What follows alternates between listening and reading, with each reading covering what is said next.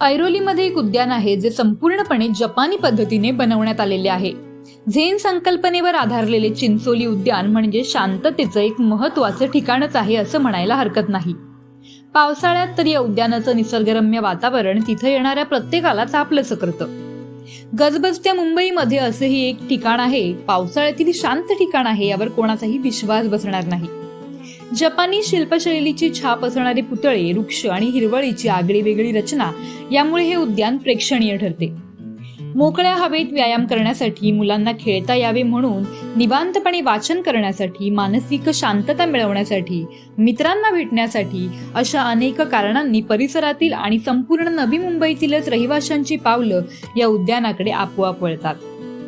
नवी मुंबई महानगरपालिकेच्या माध्यमातून ऐरोली सेक्टर 5 येथील चिंचोली उद्यानाचा कायापालट करण्यात आला आहे.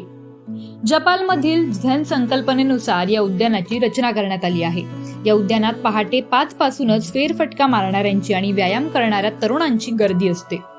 उद्यान अत्याधुनिक सुविधांनी परिपूर्ण असल्यामुळे इथे यायला सगळ्यांनाच आवडते. उद्यानात आकर्षक प्रकाश योजना करण्यात आली आहे, त्यामुळे मन देखील प्रसन्न होते. इथे आल्यानंतर जपानमधील एखाद्या उद्यानात पोहोचल्याचा भास होतो. जपानी पद्धतीचे पुतळेही उद्यानात आहेत. ॲम्फी थिएटर देखील आहे, तर चालण्याचा व्यायाम करणाऱ्यांसाठी मार्ग तयार करण्यात आला असून तिथे आकर्षक लाद्या देखील बसवण्यात आल्या आहेत. त्यावर मॅट टाकण्यात आलेले आहे. लहान मुलांसाठी आकर्षक आणि कल्पक खेळणी आहेत, त्यामुळे सकाळी अनेक आई बाबा आपल्या मुलांना घेऊन इथे येतात. त्यांचाही व्यायाम होतो आणि मुलांनाही मोकळ्या हवेतही खेळता येते. माझं नाव राजाराम घाडी. गार्डन कुठे आहे? चिंचोली गार्डन. इथे ऐरोलीला गार्डन आहे आणि इथे आम्ही रोज सकाळी संध्याकाळी एक्सरसाइज करायला येतो आणि वॉकिंग पण करायचं चांगली सुविधा आहे इथे.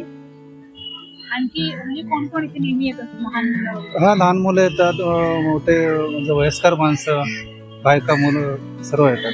पावसाळ्याचं वातावरण कसं आहे? पावसाळी एकदम थंडगार वाटतं इथं आणि इकडे चांगल्या सुविधा आहेत. सगळ्या सोयी आहेत इकडे, गार्डन वगैरे आहेत, मंदिर आहेत. एकदम चांगला एरिया आहे ऐरोली.